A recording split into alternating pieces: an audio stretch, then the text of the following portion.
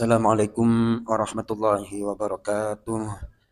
Bismillah, alhamdulillah, wassalatu wassalamu ala rasulillah wa ala alihi wa ashabihi wa mawalah amma ba'du. Jamaah sekalian, jamaah salat maghrib Masjid Nurul Ikhlas rahimakumullah. Pada kesempatan kali ini kita ingin mengkaji bersama surah Yusuf ayat yang ke-53, yakni tentang mengkondisikan atau mendidik hawa nafsu. Allah Subhanahu wa taala berfirman menggambarkan tentang kisah Nabi Yusuf alaihi salam. A'udzu billahi minasyaitonir rajim. Bismillahirrahmanirrahim.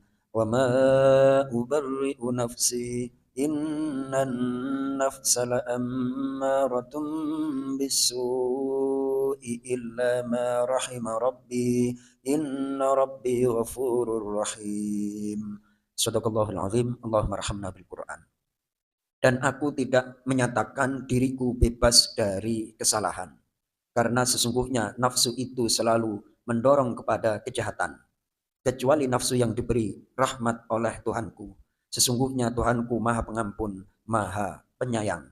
Ini ceritanya kisah Nabi Yusuf alaihissalam yang digoda oleh seorang istri dari Perdana Menteri Al-Aziz, kemudian diselamatkan oleh Allah dan seterusnya. Sehingga pernyataan Nabi Yusuf, aku tidak akan membebaskan nafsuku. Sesungguhnya nafsu manusia itu selama dalam masih hidup, nafsu itu akan tetap senantiasa ingin menggoda manusia sesuai dengan tingkatan manusia.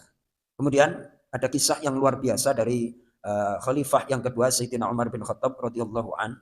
Satu ketika Sayyidina Umar bin Khattab naik ke mimbar dan memanggil manusia untuk sholat berjamaah. Nah setelah atau sebelum sholat berjamaah, Sayyidina Umar berkata, Ayyuhan nas kuntu saghiran ar'al ghanam. Wahai manusia, sungguh ketika aku kecil menggembala kambing untuk penduduk Mekah. Dan aku juga menggembala kambing untuk li khalati, untuk bibiku di Mekah juga. Dan aku mengambil upah dari menggembala kambing itu, fa ustiha wa ahlabuha. Dan aku juga memerah dari kambing tersebut. Dan aku membersihkan min tahtiha, dari bawahnya, yakni aku menggembala dan aku juga mandiin kambing. Kemudian setelah hal tersebut selesai, wa yu'tunani ajri ala hafnatin minat tamar. Kemudian setelah selesai mereka memberikan upah sekeranjang kurma yad'unaha baina yaday, yang mereka berikan, mereka letakkan di atas tanganku. Fa in kuntum la ta'lamuna anni kuntu af'alu dzalik fa'lamul an. Kalau kalian belum tahu bagaimana keadaanku dahulu, maka sekarang ketahuilah itulah keadaanku dahulu.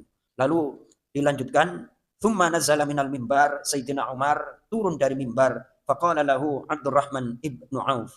Abdurrahman bin Auf mengatakan, ya Amirul Mukminin, wahai pemimpin orang-orang mukmin, wallahi ma araka illa ahanta nafsak. Demi Allah aku tidak mengetahui, tidak melihat kecuali engkau menghinakan dirimu. Qala Umar, Sayyidina Umar berkata, dzalika ma aradtu kalami. Itu yang memang aku kehendaki dari pembicaraanku.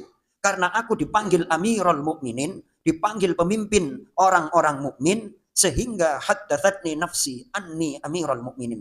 Aku inilah Amirul Mukminin, aku adalah orang top. Sehingga ketika nafsuku mendorong seperti itu, aku ceritakan keadaanku dulu. Ternyata aku bukan apa-apa. Aku adalah orang yang hina. Aku seorang penggembala kambing.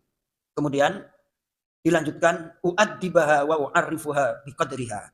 Aku mendidik hawa nafsuku dan aku memberitahukan nafsuku bahwa, hei Umar, kau bukan siapa-siapa. Engkau hanyalah seorang penggembala kambing ketika kecil. Dikaitkan dengan keterangan Buya Dr. Lutfi Hakim, pemimpin itu tidak bisa memimpin kecuali karena amanah.